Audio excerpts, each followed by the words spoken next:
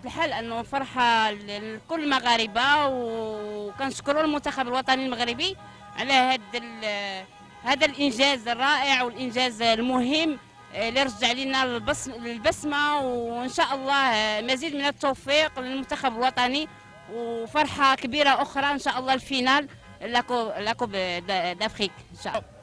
تنشكروا اللاعبين اللي قدموا واحد المجهود كبير اننا اليوم تاهلنا للدور الثاني الربع النهائي، وهذه المناسبه مع عوده المغرب الافريقيه جاء التاهل، مع عوده المغرب الحاضره الافريقيه جاء التاهل، وتنتمنوا اننا نمشيو بعيد في هذا لاكار ان شاء الله. الحمد لله بفرحتنا وفرحه اولادنا بالرايه المغربيه تهز الى القمه. الله يخلي لنا محمد السادس كان هداو لهذا الفوز العظيم.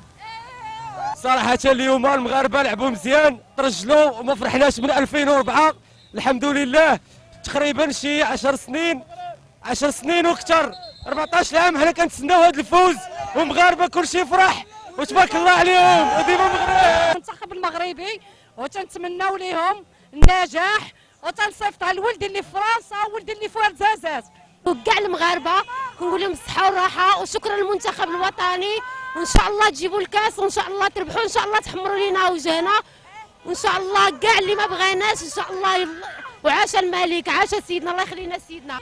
فرحانين وجاتني نهار عيد ميلادي فرحونا. هذه 23 عام ربحنا كوت ديفوار، وهذه 12 عام تأهلنا للدوزيام تور، وديما مغرب ديما مغرب ديما مغرب، وحنا مع المغرب، والجاليه العمان من سلطنه عمان كتشجج المغرب. ديما مغرب وديما مع محمد السادس. فرحان من المغرب نجح هذا العام وتأهلوا ونربحوهم ان شاء الله، غادي نديو الكاس ان شاء الله. الفوز ديال المغرب فرحنا بزاف، وان شاء الله تنتمناو لهم يجيو مازال يزيدوا لقدام، وتنتمناو الكاس شحال هادي ما تمنينا. فرحة كبيرة هذه، ونتمنوا ان شاء الله يمشوا للفينال ان شاء الله تعالى. فرحانين واحد الفرح كبير بهذا الانتصار ديال المنتخب المغربي، والله ينصرهم ان شاء الله بحول الله في المقابلات اللي ماشيه ان شاء الله بحول الله.